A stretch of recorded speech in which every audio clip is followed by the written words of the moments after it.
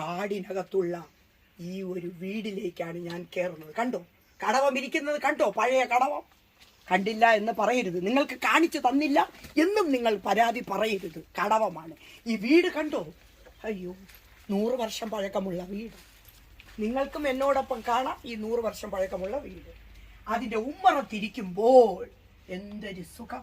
Natural ആയിട്ടുള്ള കാറ്റൊക്കെ കണ്ട് നമുക്ക് വനത്തിനകത്തുള്ള പിന്നെ ഈ പ്രകൃതി രമണീയതയൊക്കെ കണ്ട് ഇരുന്ന് നമുക്ക് എൻജോയ് ചെയ്യാനുള്ള ഒരു അസുലഭമായിട്ടുള്ള അവസരമാണ്.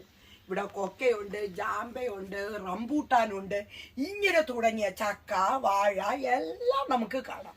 പക്ഷേ നമ്മുടെ ആധുനിക രീതിയിലുള്ള ഫർണിച്ചറുകളൊന്നുമല്ല കേട്ടോ.